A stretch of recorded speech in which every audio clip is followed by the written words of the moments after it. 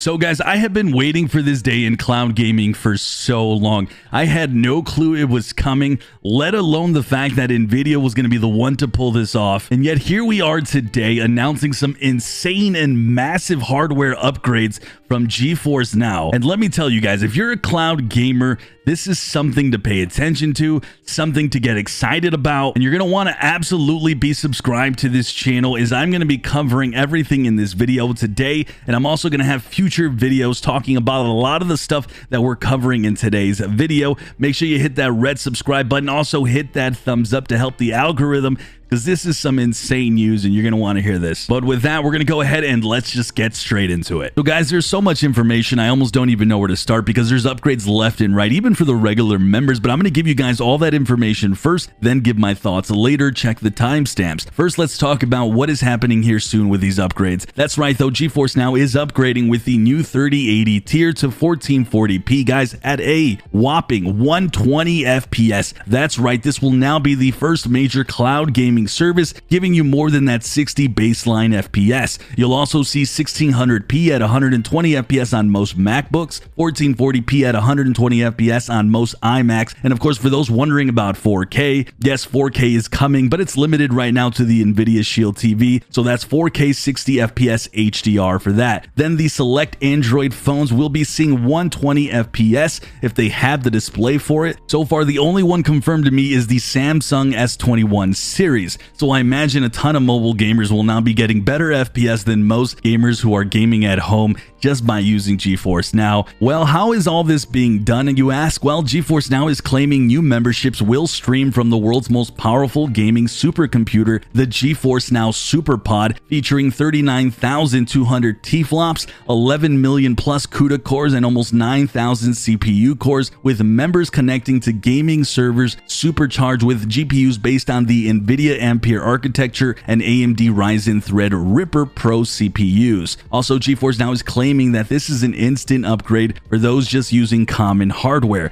a 70 times increase for the average laptop user on Steam, 13 times more powerful than the M1 based MacBook Air, and 7 times more powerful than the popular desktop configurations on Steam. But as for the individual experience, you're getting 35 T-flops yourself, 3 times more of that of an Xbox Series X, an 8-core 16-thread CPU, RAM is DDR4 3200 and 28 gigs, SSD will be PCI Gen 4, and of course, all that equals to 1440p 120 FPS. Also, GeForce Now is claiming you're going to get ultra low latency that rivals many local gaming experiences, not only because of that high refresh rate we've been talking about, but because of this new adaptive sync technology that synchronizes frame rendering to the local display, reducing stutter by eliminating dropped and repeated frames. Also helps reduce latency to 60 ms or less for those in that 3080 tier. Oh, by the way, all members are going to be receiving this little adaptive sync technology even if you don't sign up for the new tier. So essentially, GeForce Now is making the case to you guys that the majority of you gamers, even if you're playing local hardware, well, more than likely using GeForce Now is going to be better than that, and they might be right unless you have like crazy good and an updated rig today in 2021, which, let's be frank, is really hard to do these days with all the shortages.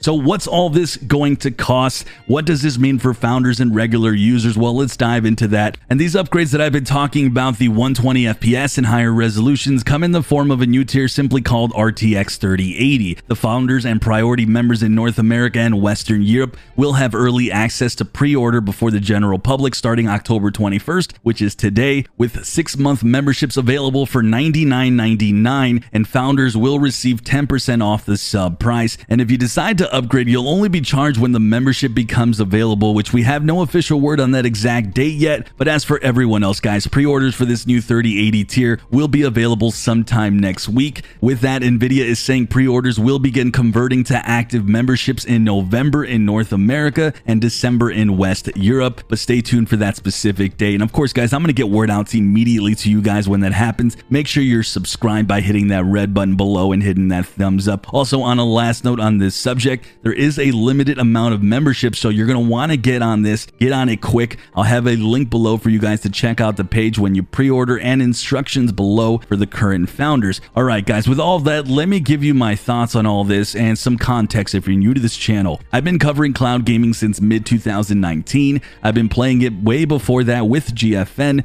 This is easily one of the biggest things to rock the cloud gaming space. This is one of the best upgrades I've seen, and I've also been saying you need to do, because upping that refresh rate way past 60 really gets you that smoother gameplay when you're streaming the games. As I said before, Nvidia is now the first major cloud gaming service to pull this off. Guys, it's really massive, because I suspect when this thing is out and it's firing on all cylinders here soon, you're really going to feel this like near local gaming experience essentially. Now, don't quote me on that yet till I try it out myself, but this now does make GeForce Now up there in terms of pure performance and quality, and really rivaling its competitor in Google Stadia in that regard, that currently has 4K 60 FPS at its maximum. Now, I am somewhat slightly disappointed to see that 4K is exclusive to the Nvidia Shield TV, as I think that would have been something that I would want to see from a performance standpoint without that hardware, but I mean, at least 4K does exist even with that Shield TV, so it's something. The most important aspect, I think, in regards to performance is that higher FPS, so I'm almost wanting to claim we could have a new king here, because very few people actually do game in 4K, and they're going to experience that higher refresh rate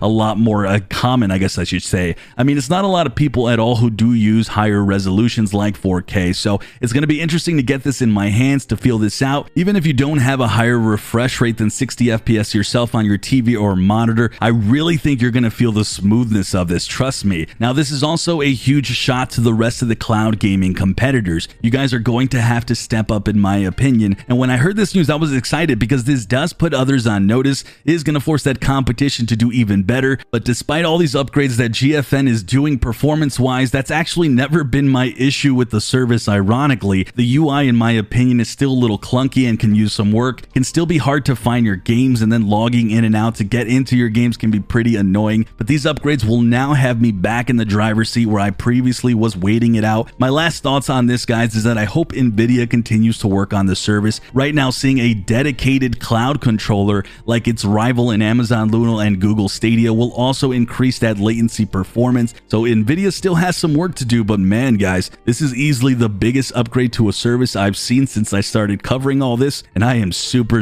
excited to see how it all finally looks and works. With that, let's go ahead and touch on the last pieces of news for Nvidia this week. Version 2.0.34 brings in beta support for Microsoft Edge on PC, so you guys now have another way to use a new browser, and Nvidia is also seeing quite a few game releases this week, including New World, Riders Republic, and more games here. Also, guys, if you're new to GeForce Now, it does have over 90 plus free-to-play games, 30 plus free Epic Games Store games, and plenty of free PC weekends. Also, GeForce Now itself does have a free tier, so you're going to want to check that out just to see if you have a good baseline performance. It won't have all those neat upgrades, but it's still something to check out either way. And of course, guys, make sure you check the description for all the links that you guys are going to need. And of course, I want you guys to tell me what you think of GeForce Now and all these upgrades. Are you guys now going to be trying this service if you've never used it before? Are you going to just want to see the improvement with GeForce Now? And what do you guys think this all means for cloud gaming in general? I will be reading all these comments. Subscribe and hit that thumbs up as well, guys. I'm Sunny, and as always,